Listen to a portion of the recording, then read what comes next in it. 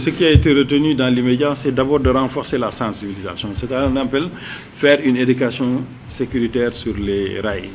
Comment utiliser les rails, comment reconnaître les rails, comment traverser les rails, dans un premier temps. Mais renforcer la sensibilisation pour informer les populations, mais aussi pour que les dynamiques d'action soient des dynamiques partagées entre les différents acteurs. Donc la sensibilisation est importante.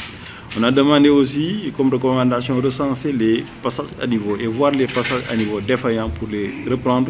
S'il y a lieu de réparer, on va les réparer. On a parlé des nouvelles routes qui ont été créées et qui viennent se joindre au niveau des rails. Ces nouvelles jonctions qui ont été créées, nous devons ouvrir des passages à niveau et voir ensuite comment les sécuriser. On a demandé aussi de mettre des barrières sur certains passages à niveau, soit manuelles, soit des barrières automatiques, mais avec une bonne signalisation qui permettra quand même de savoir qu'effectivement ici c'est des passages de train. Mais tout ça, le soubassement, c'est une bonne éducation à la discipline, mais une éducation citoyenne qui permet aux populations de comprendre comment utiliser les rails, comment éviter les accidents ferroviaires, mais aussi la plus grande mesure, c'est la libération des emprises ferroviaires, qui est devenue une réalité chez nous parce qu'on a squatté toutes les emprises ferroviaires. Et les emprises ferroviaires, c'est les voies de dégagement en cas d'accident. S'il n'y a pas de voie de dégagement, s'il y a des accidents, il sera très difficile de prendre en charge les victimes et d'apporter les secours nécessaires.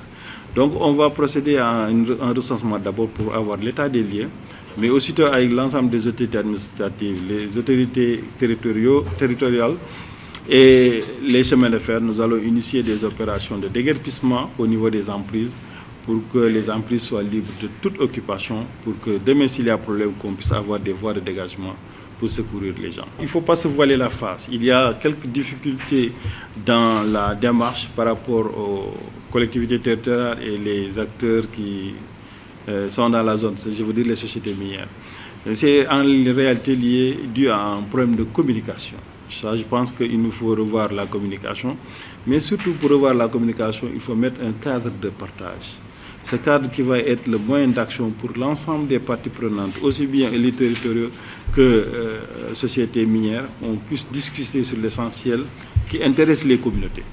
Parce que tout compte fait, les communautés seront au cœur de nos préoccupations et il nous faut parler le même langage pour régler leurs problèmes. Donc effectivement, on a noté qu'il y a des problèmes de coordination, des problèmes de compréhension, de communication et on va tout régler dans une dynamique, on va tout régler dans une concertation, mais on va tout régler dans le partage. Et ça, je pense que c'est nécessaire et c'est immédiat aussi.